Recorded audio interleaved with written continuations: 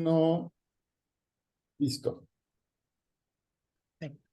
Bueno, bienvenidos y bienvenidas una vez más a este seminario de agendas del conocimiento abierto y derechos digitales, organizado por el programa de cooperación y tecnologías e investigación en tecnologías, datos y sociedad de la Universidad Nacional de Rosario, en conjunto con la UDG Virtual de la Universidad de Guadalajara, de México, con quien estamos súper contentos.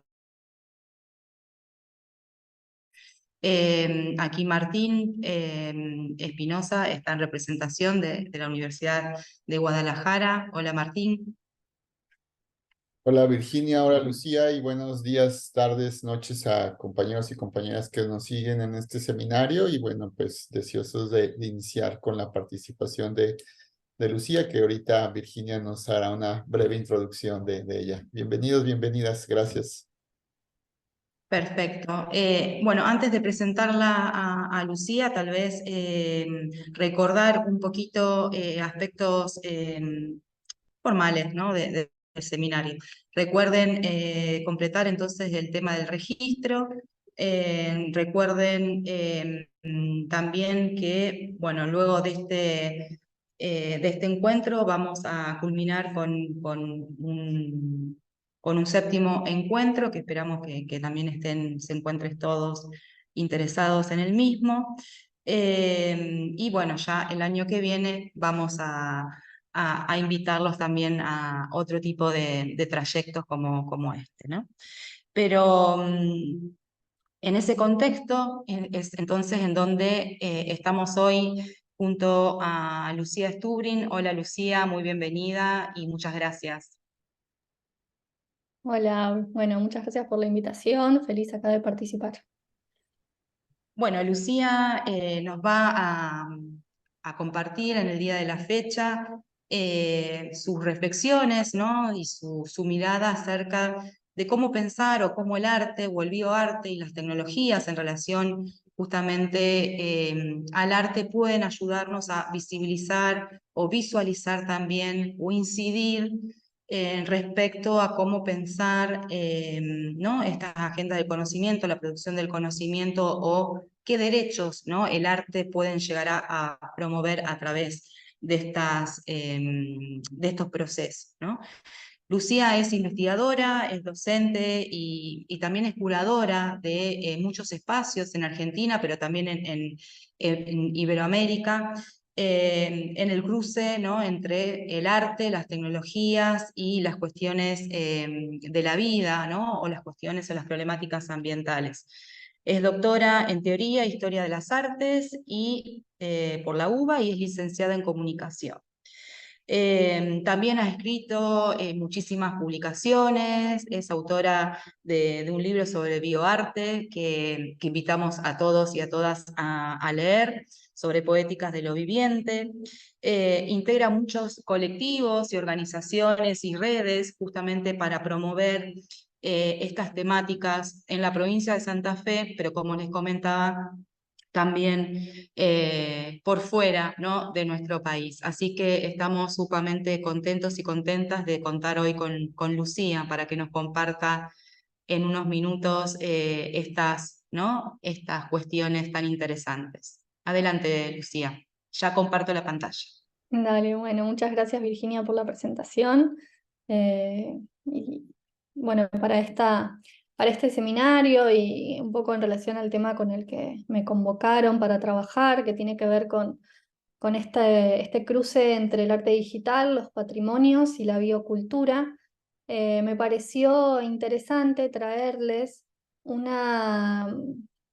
caso con el que estuvimos, un proyecto, una idea proyecto que gestamos junto a un artista que fue recientemente reconocido en un certamen, en un concurso acá en Argentina, pero que bueno, que antes de para pensar el tema de los conocimientos abiertos y bueno, las formas de visibilizar los patrimonios que fueron pensados en otros modos analógicos. cómo junto al arte y en el cruce con la tecnología podemos también diseñar otros modos de acceder a esa información, ¿no?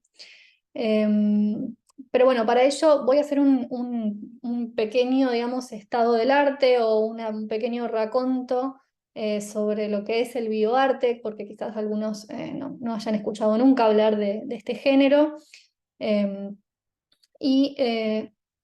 Pasa a ver si querés a la siguiente. Que tiene que ver con la confluencia de los desarrollos científicos y tecnológicos asociados a la investigación en biotecnología y a una vasta tradición artística en experimentaciones en este cruce que se ha dado tanto en Argentina como en distintos lugares de América Latina, y que bueno, fueron creando las condiciones, digamos, para la proliferación de este género bioartístico. Siguiente slide. En la línea, digamos, de investigación, que son las poéticas tecnológicas, donde el bioarte es una expresión dentro de ese cruce, de esa posición que adopta el arte en relación con adoptar, digamos, una mirada crítica sobre el universo técnico, considerando también al arte como una manifestación técnica de la especie humana. Argentina, digamos, tuvo en el marco, digamos, de las biopoéticas, el único laboratorio de bioarte organizado. El correr del tiempo no pudo, o sea, al día de hoy no funciona, pero sí intentó, digamos, replicar lo que a fines de la década del 90 se instaló como bioarte, lo que hoy reconocemos, hoy ya un par de décadas después, reconocemos como un bioarte mainstream, que tenía que ver con, si pasamos al otro slide, una mirada sobre la manipulación de lo viviente en condiciones de laboratorio. Obras como esta que vemos, más conocida como La Coneja Alba, pero que en realidad fue un proyecto artístico-científico que se llamó GFP Bunny. GFP es el nombre de la proteína que da esta característica fluorescente en las especies y que es propia de las medusas. Digamos, esta extrapolación, digamos, de esa proteína de una especie a otra fue un poco el proyecto de este artista brasilero, emblemático dentro de la historia del bioarte, autor del primer manifiesto llamado Arte Transgénico, y quien junto a otros artistas también de su generación instalan, digamos, esta idea de que los artistas tenían que participar del diseño de lo viviente utilizando las mismas lógicas, los mismos recursos, las mismas herramientas que los científicos en el laboratorio. Entonces esta estética de laboratorio fue un poco lo que se instaló, lo que se buscó, intentó replicar en otras latitudes, y bueno, Argentina no fue la excepción, tuvimos este laboratorio fundado en el 2008, pero luego no se pudo sostener. Ya les voy a ir contando un poco, digamos, cómo es la recepción y la transformación del género bioartístico en Argentina, lo que hoy le damos un poco el nombre, o buscamos renombrar como bioarte situado. Pero bueno, durante todos estos primeros años de construcción de este género, si pasamos al otro slide, la lógica de la intervención de lo viviente, la lógica de los artistas interviniendo sobre el diseño de lo vivo, era lo que se consideraba propio del bioarte. Y aquellos artistas que no trabajaran, digamos, desde ese involucramiento con lo vivo, ya sea desde la microbiología hasta las clonaciones más artesanales que se pudieran producir, que de hecho las podemos realizar nosotros con injertos de plantas en nuestro jardín, digamos, era, digamos, lo considerado como propio de este género artístico, ¿no? Entonces, en esa línea, esta obra resulta un antecedente para el proyecto que luego les voy a contar, resulta un antecedente muy significativo porque es una obra que gana en el 2004 el concurso Vida de la Fundación Telefónica, que era un concurso dedicado que convocaba, digamos, artistas para pensar obras en esta línea de vida artificial. Y lo que este grupo, este colectivo SWAMP, integrado por 2 artistas norteamericanos, propone es crear, digamos, este ecosistema artificial donde este ficus elástico, que es como se lo conoce por lo menos acá en Argentina, esa especie, sobrevive en base a una lógica de mercado que tiene que ver con que la empresa donde esta planta se compra es la empresa Home Depot, ¿no? Que es una especie de almacén polirrubro norteamericano muy conocido, como una especie de IKEA quizás en Europa, o Walmart acá en Argentina, que le daba, digamos, a sus clientes 1 año de garantía en caso de que la planta muera bajo cualquier tipo de circunstancias. Entonces, jugando un poco, especulando un poco con esas posibilidades, digamos, de obtener una nueva planta, lo que hacen es diseñar un software que conecta a esta planta mediante Internet al sistema bursátil, vamos, a la cotización en bolsa de esta empresa Home Depot, y en función de las subas y bajas de la bolsa, la planta recibía o no su riego. De este modo, la planta, digamos, estaba sometida un poco a esta experiencia, a este experimento, digamos, digital y económico, donde podía morir por sequía o morir por sobreabundancia de agua, o quizás sobrevivir. Pero bueno, digamos, como el gesto artístico pasaba y en ese momento fue considerada una obra muy, digamos, muy emblemática o que causó mucha fascinación, sobre todo por esta capacidad de conexión, de conectar lo húmedo con el software, con el hardware, estas posibilidades de comunicación entre lo digital y lo vivo, y a su vez estas paradojas, digamos, del mercado y bueno, de las posibilidades de sobrevivir o no en función de esas decisiones que tienen que ver con los ritmos económicos y no con otros parámetros, ¿no? Una obra que era crítica en ese aspecto, pero que a su vez tenía, digamos que a la lectura, en la lectura del presente y digamos, con las implicancias de las teorías antropocéntricas, epistemológicas antropocéntricas que ahora ya recibimos, se considera una obra muy cruel, ¿no? Porque exponer, digamos, a un ser vivo a estas condiciones de experimento en el marco de un museo o una galería, no estaría entrando, digamos, dentro de los modos de producción del bioarte más contemporáneos. Si pasamos a la otra, bueno, un textual que aparece en el catálogo, los artistas dicen, bueno, la vida de una planta natural se vuelve artificial, en tanto que para mantenerse viva o reproducirse depende de las condiciones del mundo financiero. Con ello, la instalación interactiva plantea que el concepto de vida artificial se aplica a nuestro entorno más cotidiano y cuestiona las condiciones de vida de un sistema complejo de dependencias e intereses ocultos, ¿no? Pone un poco el foco en esta cuestión de, bueno, de estas relaciones, digamos, que no están solamente sostenidas bueno, por las lógicas de lo vivo, sino también por lógicas de mercado. Siguiendo a la otra filmina, tomando un poco este antecedente de obra y esta mirada sobre el bioarte, digamos, que se ha ido corriendo un poco de ese eje, sobre todo desde la perspectiva, digamos, del respeto hacia lo no humano, del respeto hacia las otras especies, el modo en que se concibe ahora una instalación bioartística dista mucho de estas primeras experiencias fundacionales del género a nivel global.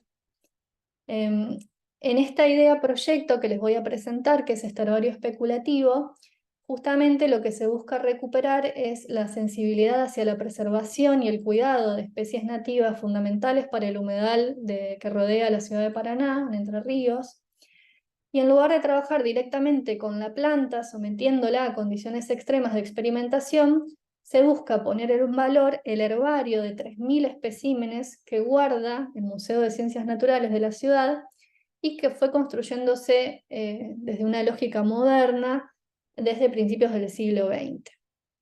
Siguiente filmina.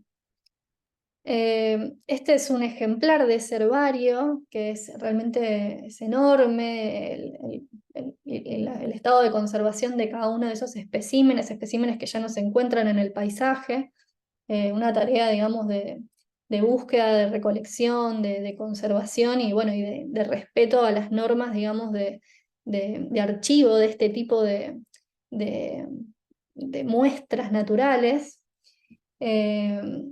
Bueno, el aporte, digamos, de esta idea proyecto, que fue una consigna, digamos, de este concurso, busca, digamos, o radica, digamos, en la sensibilización sobre la responsabilidad de la especie humana en el cuidado de la fauna nativa amenazada y la promoción de una conciencia ecosistémica en la que lo viviente es concebido como un proceso dinámico en continua afectación, ¿no? Esto en detrimento quizás de estas formas de construir los herbarios como especies, digamos, especies aisladas sin relación unas con otras, cuyas referencias solo están en función del lugar en el que fueron encontradas y no en comprender la dimensión, el funcionamiento de ese ecosistema y de esa especie en el marco del ecosistema. En busca de un poco de esos principios, de reponer, digamos, toda esa información que no está en los herbarios, se juega con esta dimensión especulativa que permite el arte, acompañando la concepción respetuosa acerca de la reconfiguración de estos especímenes en el futuro, teniendo en cuenta el impacto del antropoceno en los procesos vivientes. En la siguiente filmina se pueden ver ahí otras especies del herbario. Y el proyecto en el que trabajamos valora justamente la necesidad de conservar y proteger esas especies en su hábitat natural, complementando los esfuerzos de conservación que procura el conocimiento científico y documentando la riqueza de la diversidad vegetal desde una lógica ecosistémica, es decir, dinámica y en constante afectación, donde las nuevas tecnologías, pensadas desde el arte, posibilitan el diseño de otras formas de procesar y visibilizar el conocimiento. Ahora les voy a mostrar cómo fue evolucionando este trabajo, pero bueno, esto era la materia prima con la que contábamos. Seguimos. Dada la cantidad de especies que tenía este herbario, se eligió un caso, un documento vegetal del cual partimos, para la creación de un prototipo holográfico basado en la especie Aristolochia trilobata, y el holograma en cuestión que se planteó diseñar se veía afectado, digamos, por la convergencia de variaciones genéticas y ambientales, produciendo, digamos, estos cambios especulativos de esta especie, creando un híbrido artificial que quizás en el futuro no muy lejano, digamos, pudiera evolucionar hacia ese lugar. Asimismo, digamos, lo que se planteaba era que estas mutaciones se pudieran ver desde el sitio web de la institución y también, o sea, permitiendo de ese modo visibilizar el herbario de un modo diferente, con una estética propia del siglo XXI, y a su vez creando algún tipo de dispositivo en el museo para también su interacción y visualización. Sí, en la otra ilustración científica de esta especie, se utiliza, digamos, todo, bueno, la elección de esta especie fue una recomendación de una de las científicas que trabaja en el Museo de Ciencias Naturales y Antropológicas, profesor Serrano, de la ciudad de Paraná. Ella nos recomienda esta especie porque es una trepadora, digamos, por su valor ecosistémico justamente, porque es una planta trepadora perenne, muy presente en las zonas de islas y en los humedales del Paraná. Asimismo es una planta nutricia para las mariposas, lo que aumenta todavía su valor ecosistémico por los sistemas de polinización, que hacen que, bueno, por la flor que tiene así en forma de riñón, sea una trampa de polinización para los insectos que ingresan bueno, y entonces se empapan de ese polen y luego pueden reproducir el ecosistema con mucha más, digamos, de una manera exponencial, ¿no? En términos biológicos. Bueno, todos estos registros, digamos, estas ilustraciones, las fotografías, el registro de la planta, el herbario, toda esa documentación se si puedes pasar a la siguiente filmina, sirve, digamos, para una traducción en un modelado digital que se hace a través de un software de Blender, que permite, digamos, especular o aislar o jugar con las posibilidades estéticas también, presentando esta imagen sobre un fondo negro, aislándola, rotándola sobre su eje, creando un poco esta idea de herbario digital. Si entras en eso, si presionas ahí en el video, se ve este holograma funcionando. Esta es otra obra del artista Laura Benech con la que trabajamos. Es un holograma a vapor que estuvo en exposición en otra muestra. Ella viene trabajando hace mucho tiempo con este tipo de representaciones de especies nativas del humedal, tanto de manera, digamos, fiel a sus características, como especulando también con sus posibles mutaciones. En la otra imagen lo que se ve es una tecnología de holograma con ventilador, que también eso se está utilizando en los museos de arte contemporáneo. Digamos, muchos artistas están trabajando con estas tecnologías.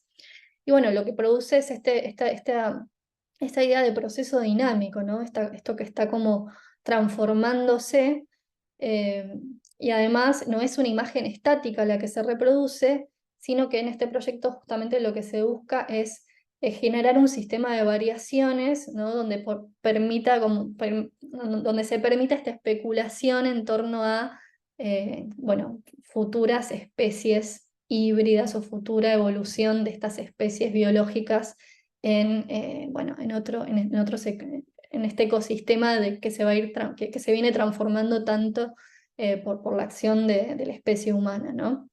En la siguiente filmina está ahí establecido, digamos, el sistema de variaciones que sostiene el diseño del software de esta obra, de este herbario digital especulativo, ¿no? En esta dinámica del funcionamiento de esta planta artificial se hace un proceso de traducción en base a bases de datos de cada una de estas variables, que son bases de datos abiertas, cuyas manifestaciones, digamos, formales responden al diseño bueno, de este software creado para la obra, ¿no? Estas transformaciones con enfoque especulativo ficcional basadas en datos científicos se ejecutan en tiempo real a medida que el programa lee los datos, ¿no? Entonces, si esta obra está en la página web del museo, funcionando en tiempo real, conectadas a estas bases de datos que tienen que ver con la altura del río Paraná, con los índices de incendios en la zona, con la propia información genética de la planta, que es algo que se puede cargar también en este software, y los sistemas de polinización, que también hay formas de medirlo, digamos. Bueno, todas esas variables tienen un efecto en esta planta artificial, que tienen que ver con variedades en los tonos del color, en las tonalidades del color, ¿no? Si aumenta el río, entonces esta planta muta hacia una coloración más verdosa. Si disminuye la altura del río, se vuelve más amarronada. Entonces, esta planta en cierta forma va como generando estos indicadores también ambientales, como funcionan las plantas también en los ecosistemas que son dinámicos, ¿no? Señalando bueno, estos cambios ambientales que a veces no podemos percibir porque, bueno, no estamos familiarizados, digamos, con esas lecturas sígnicas o simbólicas de la naturaleza, pero que están en permanente comunicación y traducción de información ambiental, ¿no? Bueno, lo mismo en la disminución en el tamaño, en función de, bueno, si aumentan los incendios en las islas o no. Bueno, la textura en función de posibles mutaciones genéticas, ¿no? Todo esto, a ver, traduciendo información científica, obviamente con la libertad que permite el arte de especular, pero sin alejarnos tampoco tanto de una forma, digamos, eh, de evolucionar que tiene que ver con la afectación de múltiples variables en las especies. Siguiendo, bueno, el montaje, digamos, de este proyecto contempla, digamos, esta idea de lo virtual, de esta accesibilidad global a este herbario, en este formato digital, digamos, especulativo, pero a su vez también que abre esos archivos, que saca esos archivos de sus cajas de conservación, que solo se pueden ver pidiendo permiso y generando, digamos, reuniones presenciales en ese museo y únicamente, y únicamente estando allí, cuando esa información podría estar siendo también replicada, utilizada en otros escenarios similares, en otras geografías similares. Entonces, por un lado, bueno, esa posibilidad de habitar en el espacio digital con toda esta información y en estos formatos propios de las estéticas digitales, y a su vez tener una presencia física en el museo para interpelar a esa comunidad, utilizando también estas tecnologías hologramáticas que son muy accesibles hoy en día y que permiten también recuperar esa construcción visual de algo que está en proceso, ¿no? No la fotografía, no la planta disecada, sino ese rastro, ese documento vegetal puesto en una situación bueno, de evolución permanente que es como está en la naturaleza, ¿no? Bien. Estos son ejercicios, digamos, que la propia artista viene haciendo, ¿no? Por los cuales un poco confluimos en el diseño de este proyecto. Laura Benech tiene distintos ejercicios de simulaciones orgánicas, y esto es algo que el bioarte va recuperando como propio de su estética en estos últimos años, porque como les contaba al principio, la estética mainstream del bioarte tenía que ver con intervenir sobre lo vivo. Entonces, estas prácticas, digamos, del orden de lo representacional, por más que tuvieran toda una investigación biológica detrás muy fuerte y muy sólida, no eran consideradas como parte del canon, no eran consideradas representativas dentro del género. Eran, en todo caso, consideradas como obras de net art o como obras de arte digital, digamos, no lograban, digamos, dialogar o interactuar con estas otras obras que estaban problematizando lo viviente. Por el contrario, en el presente, digamos, esto de la simulación orgánica, justamente, digamos, le permite a los bioartistas tener otras herramientas de construcción discursivas, otras herramientas para poder pensar la relación interespecie sin imponer, sin domesticar, digamos, o sin violentar esas especies no humanas que tampoco conocemos muy bien cómo se relacionan en nuestro ecosistema. Entonces, en la medida también en que la información sobre esos vínculos, hoy por hoy, por ejemplo, también que está muy en boga toda la investigación en relación al reino fungi, son conocimientos que están en proceso, ¿no? Entonces, obviamente, las especies vegetales en entornos como los humedales también tienen su vínculo con un universo rizomático que no forma parte, digamos, de nuestro universo de sentido. Entonces son muchos los conocimientos por obtenerse, digamos, o por sensibilizar todavía. Y estos artistas están como muy conscientes de esa situación, digamos, de ignorancia en cierta forma, y entonces prefieren operar, digamos, indirectamente en la reconstrucción o en la especulación acerca de estos modos de relación interespecie. En este caso, bueno, es esta obra que se llama Jardines en burbujas de la tecnociencia, es un escaneado de plantas 3D, plantas, o sea, que existen, ¿no? Está la flora ahí del Burucuyá, como pueden ver, digamos, no hay ahí una mutación. En esta otra obra, sí, pasa, Virginia. En esta otra obra, en cambio, sí, hay este criptojardín que propone Benech, es una planta híbrida. También trabaja sobre es la planta que es el video del holograma sobre agua, sobre vapor que veíamos en el video anterior. Sí hay ahí ya de hecho es un criptojardín porque también está como conectada está traducida a NFT y también depende un poco de digamos, las relaciones comerciales que sostienen la criptomoneda va afectando, digamos, la mutación de esta especie híbrida, ¿no? Que, bueno, así no tiene ya nada que ver con un ejercicio de naturaleza, sino también más con un ejercicio de mercado, pero que, bueno, que adopta un poco la misma tecnología, ¿no? Y un poco en combinación con estas dos obras de ella, sale este herbario, esta posibilidad de pensar el herbario especulativo. En la siguiente, ahí si querés puedes poner los videos para ver cómo se comportan estas obras, estos diseños, ¿no? Cómo, bueno, cómo estas tecnologías y estas formas de visualizar la información para un herbario moderno, que como lo veíamos, encarpetado, que no puede estar en contacto con la luz, que no puede, que hay que preservarlo, digamos, bueno, de las condiciones ambientales porque los documentos vegetales son muy sensibles. Permite, digamos, todo este juego, digamos, esta apertura de estos conocimientos, de estas especies y este acceso, digamos, a la información. Las muestras, bueno, básicamente es eso, ¿no? A diferencia de los herbarios convencionales, eso también es otro video donde es otra forma de visualización de estos herbarios, de estas plantas artificiales.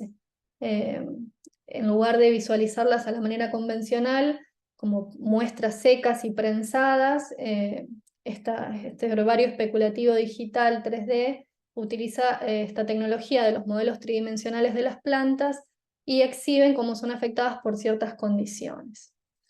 La ciencia, el arte y la tecnología se unen en un flujo visual dinámico que no puede diferenciarse al ser observado, eso también era algo que nos interesaba, jugar.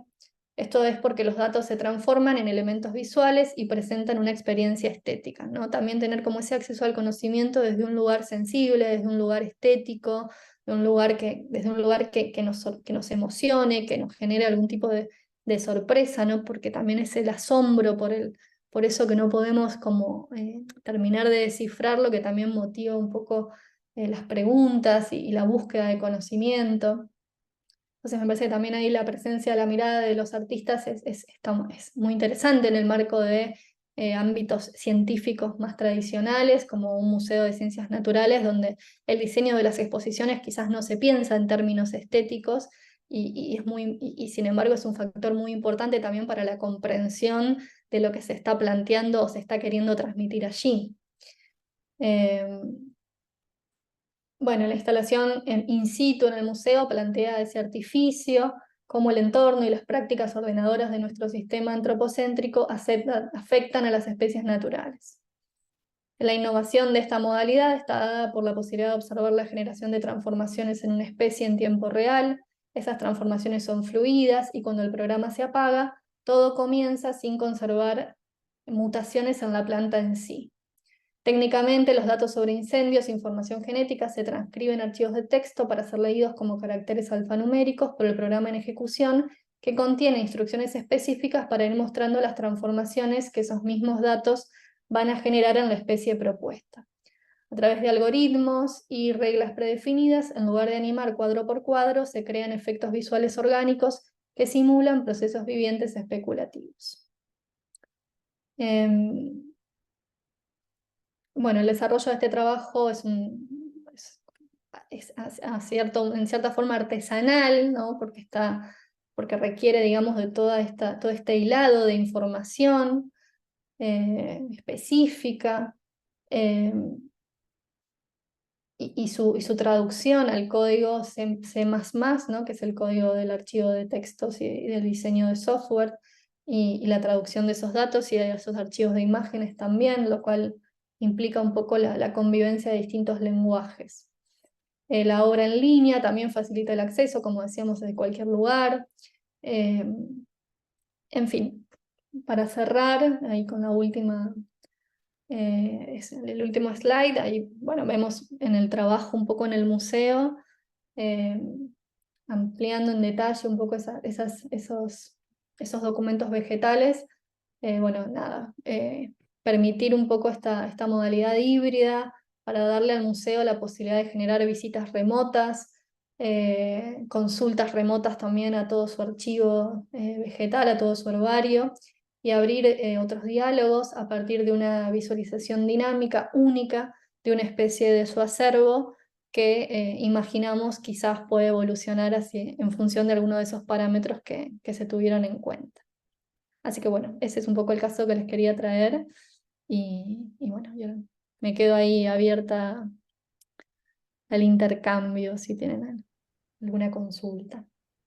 Muchas gracias, Lucía. Realmente, bueno, ahí como colocaba Martín en el chat, esperamos si pueden compartir o si tienen algún tipo de duda justamente para compartir en el chat, que le podamos trasladar a Lucía.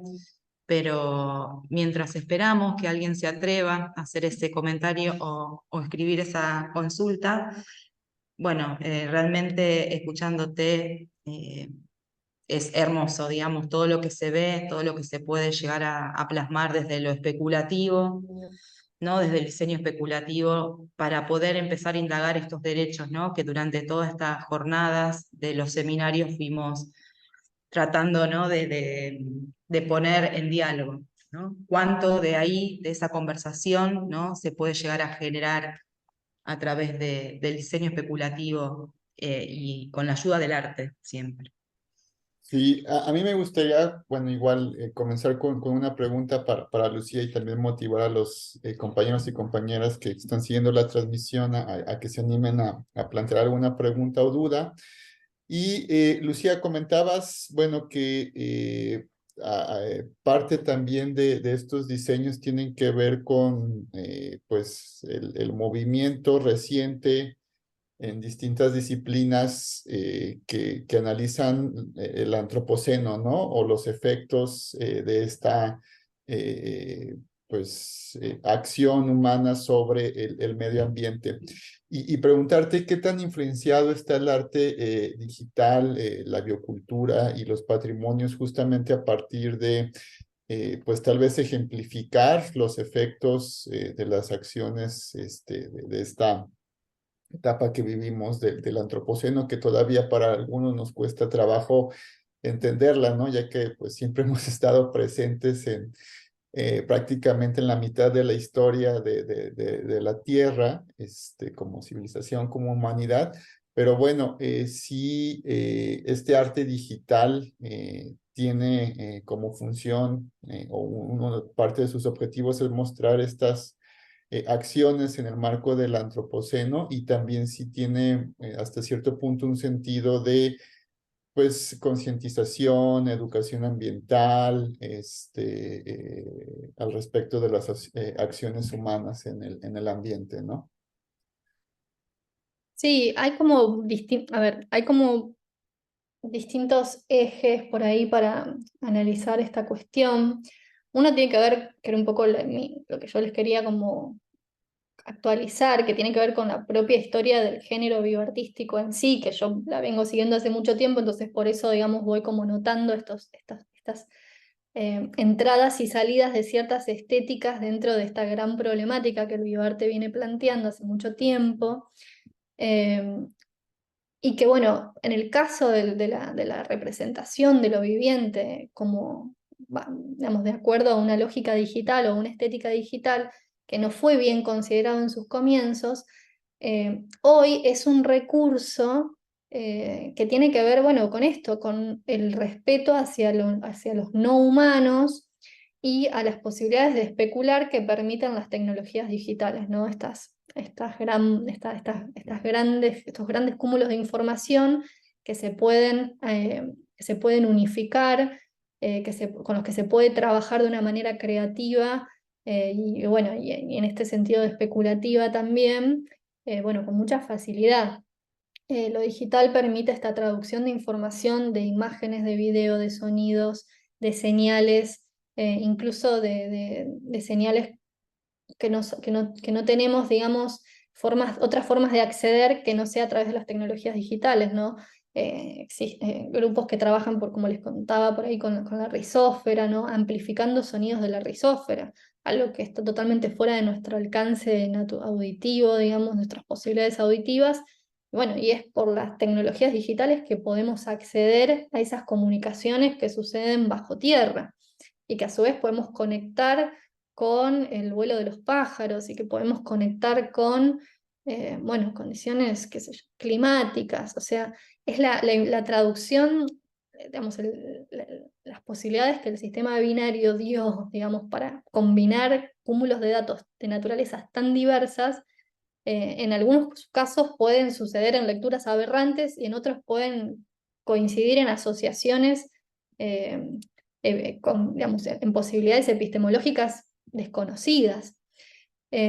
Por otra parte, digamos, la conciencia del antropoceno desde lo digital también es como una gran contradicción, porque para sostener, digamos, toda la red digital de Internet en la que nos comunicamos, vivimos, creamos en el presente, necesitamos tener los océanos contaminados, digamos, con estas redes subterráneas de Internet y generadores que están metidos, o sea, que están sumergidos en el océano y que no son nada amigables con el ambiente, que son súper peligrosos para el ambiente.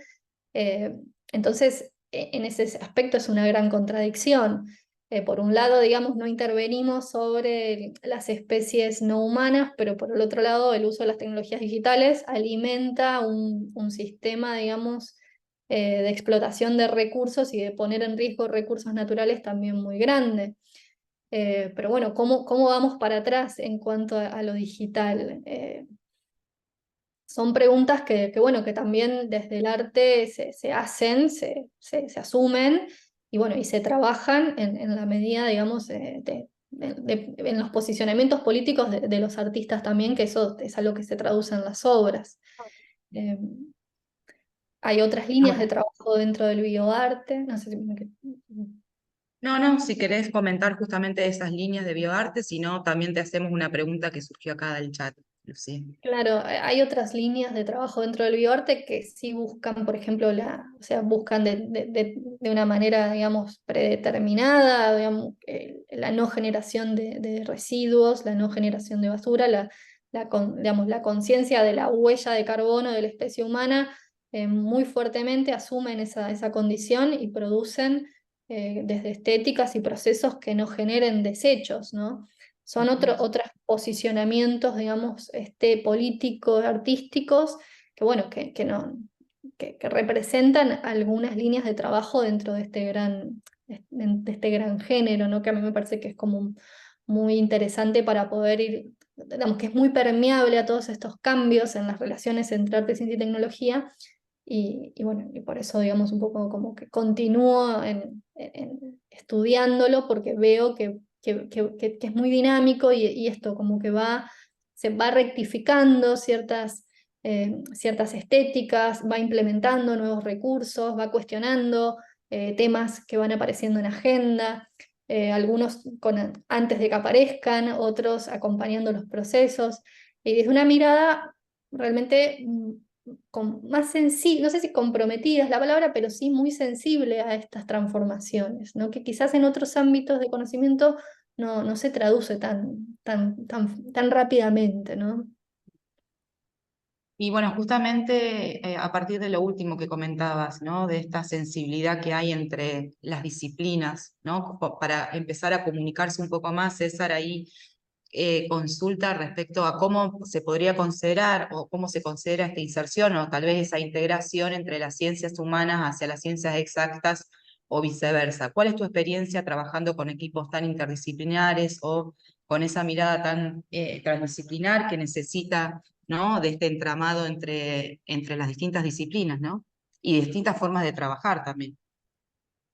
Bueno, yo he tenido varias experiencias, desde trabajar en laboratorios de biotecnología hasta, bueno, este último trabajo, digamos, con el herbario del Museo de Ciencias Naturales, y siempre es muy interesante las colaboraciones que se producen, digamos, hay conocimientos específicos que están en los museos, que están en esas instituciones, pero que a su vez están como atrapados en esas lógicas de funcionamiento modernas, que no logran a ver, también por una cuestión de falta de recursos, ¿no? Porque los museos en Argentina no cuentan muchas veces con presupuesto para poder repensar sus colecciones, para poder repensar la puesta en valor de toda esa información, repensar la creación de nuevos diseños de montaje para poder revalorizar todo eso que hay, toda esa información que hay.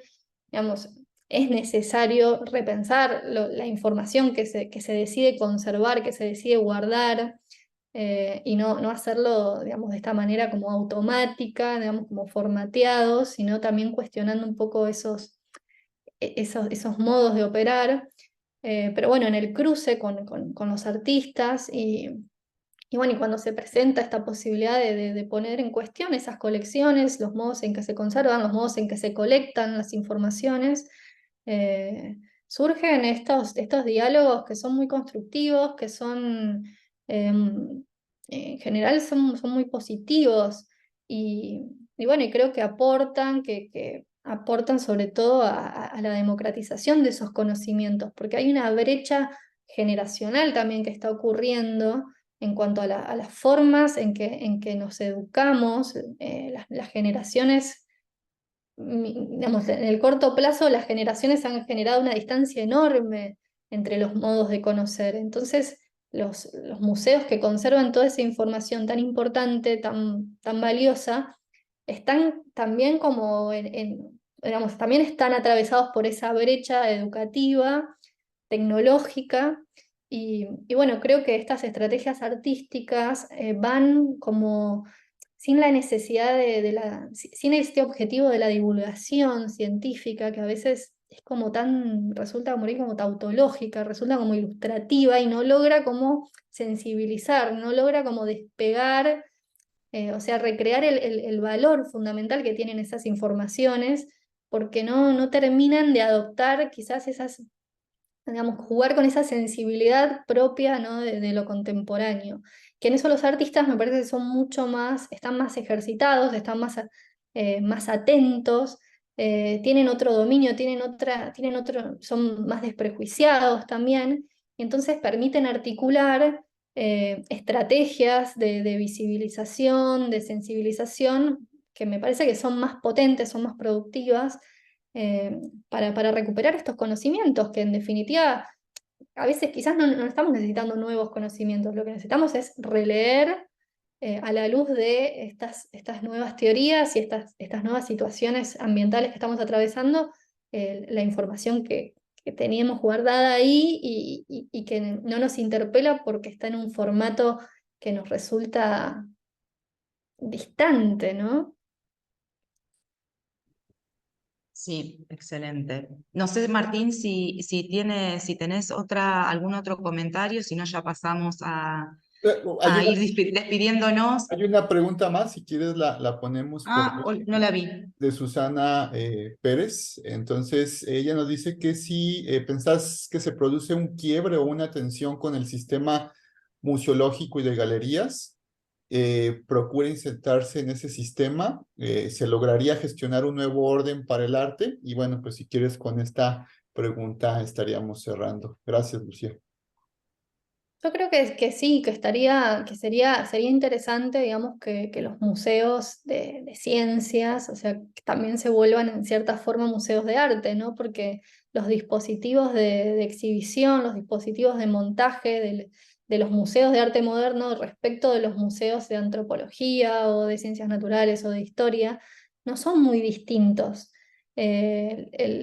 Las formas, digamos, las estrategias de visibilización, eh, hoy por hoy están atravesadas, digamos, pueden diseñarse desde las mismas lógicas exhibitivas del arte contemporáneo y quizás ser más eficientes, si se quiere, en lograr la sensibilización de las personas que lo visitan, porque básicamente creo que el objetivo de un museo tiene que ser ese, ¿no? Que sea una experiencia transformadora, que sea una experiencia de abrir la curiosidad, aunque sea que alguna pieza de eso que hayas visto o algún ejercicio mínimo que digamos, que hayas experimentado, marque o te deje un poco esa huella que bueno, que pasa, que esto, que me parece que antes de entrar por lo racional, digamos, o por la búsqueda de una respuesta o de un conocimiento específico, pasa por esto, por una fibra que toca, por algo del orden de lo emotivo, que sí después activa toda esa otra búsqueda más intelectual. O no, ¿no? Pero bueno, que sí que los museos de ciencia se tendrían que pensar a sí mismos como desde este lugar, ¿no? Desde este lugar de provocar esa sensibilidad hacia eso que están resguardando, que por algo lo cuidan tanto, digamos, y que lo hacen con tanto profesionalismo, porque cuando uno trabaja con esos espacios encuentra con que hay muchos protocolos establecidos y que van en busca de resguardar, digamos, no tienen más que esa intención, no es de cerrarse a la comunidad, sino de resguardar. Entonces, bueno, poder transmitir cuál es el valor es quizás ahí donde se está fallando, ¿no? Y bueno, y quizás en estos equipos interdisciplinarios con artistas se logran destrabar un poco esas formas un poco eso, anacrónicas o que no logran, digamos, sensibilizar a los visitantes. Sí, bueno, y realmente si este seminario es sobre agendas para el conocimiento abierto y derechos digitales, esto es también abrir la ciencia, ¿no? Esto también es cómo repensar otras formas de conocer, otras formas de producir conocimiento, de comunicar, más que nada. Y qué desafíos tenemos también desde las universidades o para carreras de gestión cultural, como las que tenemos también en nuestra universidad, ¿no? Todos estos planteamientos, ¿no? Cómo salirse también de las estructuras más tradicionales, ¿no? Como los museos o como las galerías o como los archivos en este cruce, ¿no? Entre todos los que comentabas y con nuevas metodologías y demás. Así que sumamente agradecidas y agradecidos con vos, Lucía, por todo este recorrido, por conceptos, por prácticas, por experiencias que nos has compartido el día de la fecha. E invitarlos y invitarlas a la próxima, el próximo encuentro, que va a ser el 7º encuentro sobre humanidades digitales, el 24 de noviembre, también a la misma hora, ¿no? A las 13 horas horario argentino, 10 horas México, con Jimena del Río Riande y con Rosa Ulloa Casares, ¿no? De la Universidad de Guadalajara. Así que nuevamente, muchas gracias. Lucía, muchas gracias a ustedes que nos han acompañado en este 6º encuentro. Y bueno, Martín, si quieres cerrar para encontrarnos ya en el próximo 24 de noviembre. Sí, no, pues nada, muchas gracias por su participación, por su escucha. Bien comentaba Virginia, tenemos esta sesión, recuerden, son cada 15 días, entonces el 24 de noviembre. Humanidades digitales, archivos y herramientas digitales, básicamente es una sesión casi de cierre. Posteriormente tendremos el taller participativo que también va a estar abierto a toda la comunidad que ha venido siguiendo los seminarios. Y bueno, pues agradecerles la escucha y nos estamos viendo en 15 días. Muchas gracias, buena tarde, buen Muchas día. gracias por la atención. Muchas Bye gracias. bye. Saludos. Hasta luego. Hasta luego.